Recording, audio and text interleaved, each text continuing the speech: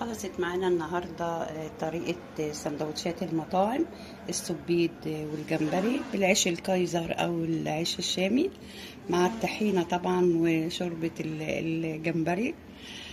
أتمنى الطريقة تعجبكم. طبعا حاجة مختلفة عن الطواجن أو طاجن السبيط أو الجمبري بالبصل، حاجات خفيفة كده هوت وسندوتشات سريعة.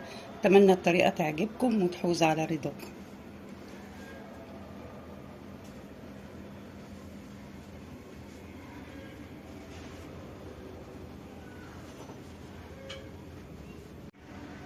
يسعد صباحكم جميعا. النهارده معانا السبيط البلدي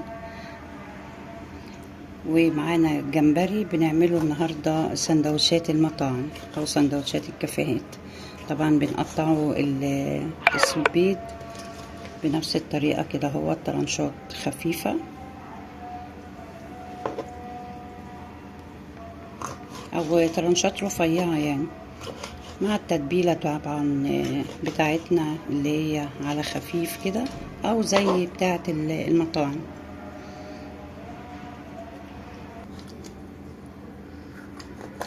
طبعا السبيط الايام دي هيبدأ ان هو الموسم بتاعه يكتر، وبيبقى حلو جدا في دخول الشتاء. السكينة مش مساعداني. المهم معانا هنا هو الدقيق بتاعنا. طبعا انا الجمبري انا غسلاه بميه طبعا كتير وليمون ومملحاه. معانا هنا هو كميه من الدقيق هنزل بيهم عشان املح يعني الدقيق تبقى فيها تمليحه حلوه جدا كده.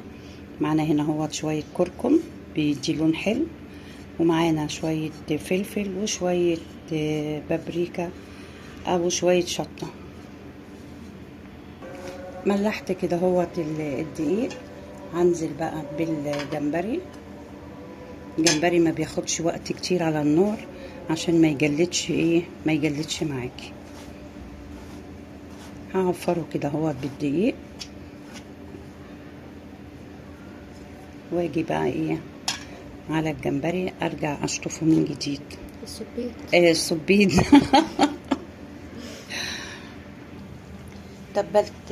تبلت الجمبري كده. انزل بقى بشرايح السبيط برضو اعفرهم كده على خفيف.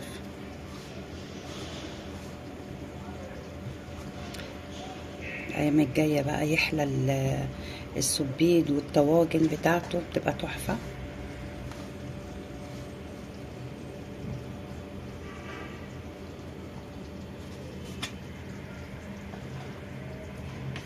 هنزل اول حاجه كده بالجمبري عشان طبعا انتوا عارفين الفرقعه بتاعت السبيط، بس هو متقطع كده ما تقلقيش منه، مش بيفرقع كتير يعني، اللي هو بحاله، وخصوصا الراس بتاعته هي اللي بتعمل فرقعه جامده.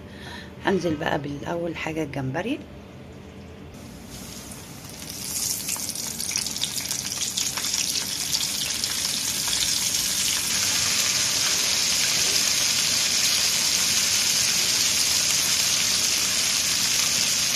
زي ما احنا عارفين ان الجمبري ما بياخدش تسويه كتير عشان ما يبقاش مجلد معانا.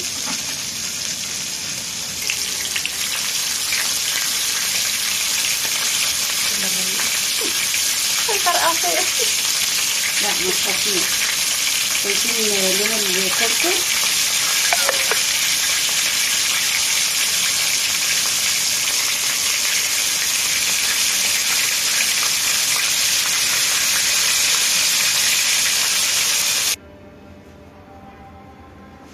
خلصت معانا النهاردة طريقة سندوتشات المطاعم، السبيط والجمبري بالعيش الكايزر أو العيش الشامي مع الطحينة طبعا وشوربة الجمبري.